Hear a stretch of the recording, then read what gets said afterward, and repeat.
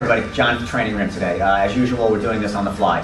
We're open for business. My dogs are here, so if you hear or see any distractions, I apologize in advance. I'll go through this quickly. I want to talk a little bit about footwear and how it can affect your squats and your lunges and your workout overall. Before I get to that, let me get to the footwear in particular, because as you can see, here at the TR, we use either minimalist footwear, it doesn't have a heel, toes are separated, or we go barefoot. I'll get back to the footwear in a second. Really what I want to touch on though is when you squat, the position of your feet is crucial, or when you lunge, or walk, or go up and down the stairs. The position of your foot is crucial.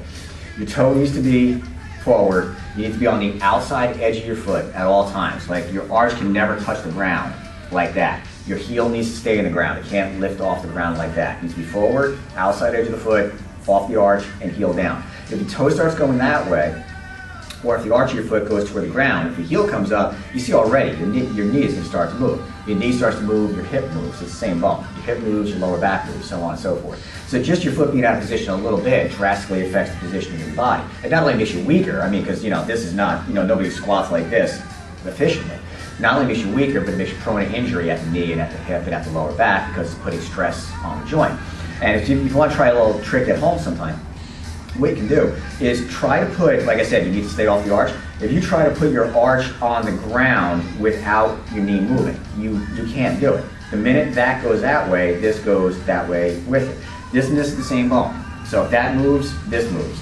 This and this is the same bone. So if this moves, that moves, and so on and so forth. So when you're squatting, when you're lunging, it's crucial to stay in this position. Now, back to footwear. Here's the problem with traditional footwear.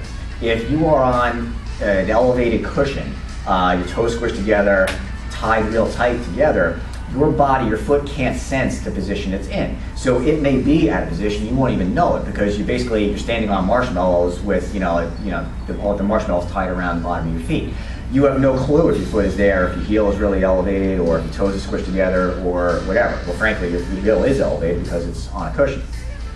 If you're wearing minimalist footwear, or if you're barefoot, your body can sense when that happens, when you go on the arch, or when your heel comes off the ground, or when your toe comes out. Because basically, I'm in contact with the ground. There's next to nothing between my foot and the ground right now.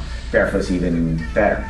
So it may seem like a small detail about getting the right footwear to address your workout, but generally speaking, traditional footwear that has a cushion, a cushioned heel, an elevated heel, and the toes are put together are going to move the position of your foot when you're squatting, when you're lunging, when you're running. Moving the position of your foot moves your knee, your hip, your back. It makes you weaker, makes you more injury prone. Either go barefoot, or if you're not comfortable barefoot, invest in a set of minimalist sneakers.